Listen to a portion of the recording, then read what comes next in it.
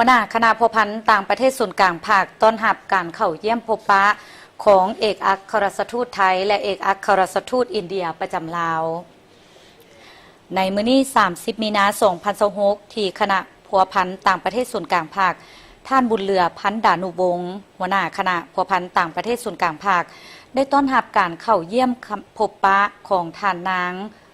ครองคณิตรักเจริญเอกอัครราชทูตวิสามัญผู้มีอำนาจเต็มแห่งราชอาณาจักรไทยประจำลาวคนใหม่ในโอกาสดังกล่าวนี้ท่านบุญเรือพันดานุวงศ์ได้แสดงความยินดีต้อนรับและสมเสยต่อท่านเอกอัครราชทูตไทยที่ได้รับการแต่งตั้งให้มาปฏิบัติหน้าที่การทูตอยู่ลาวพร้อมทั้งเชื่อมั่นว่าด้วยบทเรียนและประสบการณ์อันอุดมสมบูรณ์ของท่านเอกอัครราชทูตจะสามารถสืบต่อสุขยู่เสริมขยายสายพัวพันธ์มิตรภาพลาวไทยให้ได้รับการเสริมขยายและมีบาทเก้าอันใหม่ยิ่งขึ้นสองฝ่ายตีราคาสูงต่อสายพัวพันธ์มิตรภาพและการห่วมมือฐานะบ้านใกล้เฮือนเคียงที่ดีลาวไทยโดยเฉพาะผลสำเร็จการเยี่ยมยามรัฐกิจอยู่สาธารณรัฐประชาธิปไตยประชาชนลาวของพระบาทสมเด็จพระวชิรเกล้าเจ้าอยู่หัวและสมเด็จพระนางเจ้าพระบรมราชินีแห่งราชอาณาจักรไทยในระยะที่ผ่านมาเพื่อสืบต่อหันแน่นและเสริมสร้างสายพัวพันธ์มิตรภาพระหว่างลาวไทย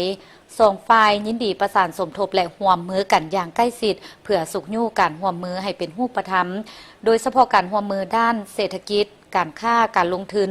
ด้านพลังงานไฟฟ้าการก่อสร้างพื้นฐานโครงสร้างการสร้างทรัพยากรมนุษย์และโครงเขตอื่นๆเพื่อนำเอาผลประโยชน์ตัวจริงมาสู่ประชาชนสองชาติลาวไทยก็คือการประกอบส่วนเข้าในภารกิจแห่งการเสริมสร้างมิตรภาพ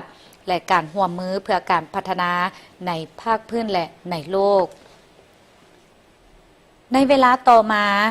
ท่านบุญเรือพันดานุวงศ์ได้ต้อนรับการเข้าเยี่ยมพบปะของท่าน